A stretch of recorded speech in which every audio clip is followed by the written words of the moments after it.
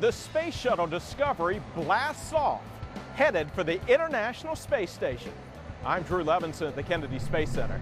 That story coming up. For this father and son team, this number 25 is quite a milestone. But under a Rubin law, authorities here won't reveal what happened inside, nor will they discuss media accounts. This is what everyone feared, the storm surge. Take a look out here. We are across the street from the ocean to find out that some of the first civilian passengers reaching for the stars are just that. An Army general here says security forces have stopped several attempts to carry out terrorist attacks. But many here in Kuwait don't see it that way, especially the older Kuwaitis. It has been a long night of strong winds and hard rains as the people here along the Gulf Coast brace for Tropical Storm Ida. The forecasters said this would be a soaker. Michelle, the forecasters were right. Greensburg, Kansas, which is where our Drew Levinson is reporting from tonight. Well, Jim, behind me is what used to be a small diner. People were having lunch here yesterday. Tonight, those same people are picking up the pieces of their lives. Rescue workers today searched through piles of debris where homes and businesses once stood, looking for more victims of last night's deadly tornado. There's a couple of structures that aren't as heavily damaged as others, but it was wide enough to completely get the entire city of Greensburg. Very big storm, absolutely catastrophic damage. The massive twister, as much as a mile wide, wiped out entire neighborhoods and spared almost nothing in its path. In the city's business district, all but a few buildings were destroyed. Officials estimate that 95% of Greensburg has been reduced to rubble. We could see everything just flying, and it sounded like diesel engines. Jet engines. Jet engines, you know, it was just horrible. There was no way to go nowhere, and then we started hearing glass breaking and flying everywhere. It was the restaurant right here beside us was flying over our heads, and the glass was flying over our heads. The tornado was fueled by a strong storm system that also spawned this twister in Oklahoma yesterday. Many of Greensburg's 1,600 residents will remain in shelters until rescue crews complete their search. Meanwhile, some are thinking about the difficult task of rebuilding. And what went through our mind was, how do you rebuild? All of Main Street's gone, both of our schools are gone. And the forecast for the immediate future is more severe weather. Not only tonight, but through Monday.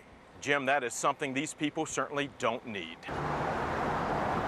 It's Monday night in New York. Even though we're freezing, we're excited. The faithful have descended on a tiny jazz club to see a legend. Mr. Les Paul. One of the all-time great guitarists, Les Paul is 90. Some doesn't move, this doesn't move, this doesn't move.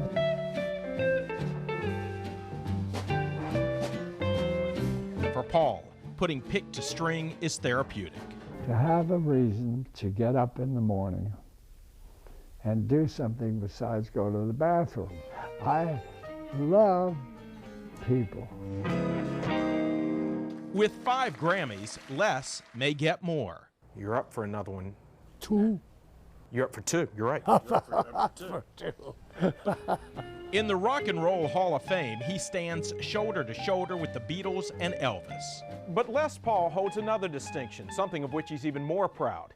He's a member of the Inventors Hall of Fame, right up there with Thomas Edison and Alexander Graham Bell.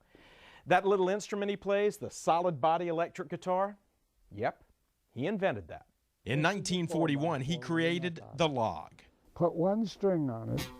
A decade later, Gibson Music bought it, and the Les Paul guitar was born. Years later, his multi-track recorder revolutionized the industry, dubbing sounds on top of each other. This is the first baby that ever happened right here. This is it. From Bing Crosby and B.B. King to Paul McCartney and Slash, he's been an inspiration. I mean, he's invented all this stuff, great guitar player, and he's still alive. I love that. Albert Einstein said, "Imagination is more important than knowledge." Les Paul has both, the imagination to make beautiful music and the knowledge to create the instruments on which to play it. Drew Levinson, CBS News, New York. In Vermont's Dairyland, over there at Audette's Blue Spruce Farm, there is an unmistakable scent. It's the not-so-sweet smell of success. We put out about 7,000 gallons of milk a day. How much manure do you produce a day? About 35,000 gallons of manure. Earl Audette's family is not only milking, but mining their 1,100 cows for gold, brown gold. They're turning poop to power for a profit. Through a program called Cow Power, they sell electricity to Central Vermont Public Service. They can sell the power to us at a price that makes it more cost effective. The $1 million system works like this. The manure flows into a tank where it's heated to generate methane gas. That gas becomes energy and it shoots right up the line to the power company. Though it costs a few cents more per kilowatt, nearly 1,700 customers have signed up to buy it.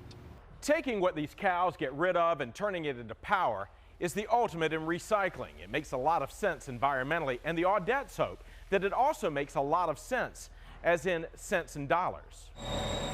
None of this waste goes to waste. You want some?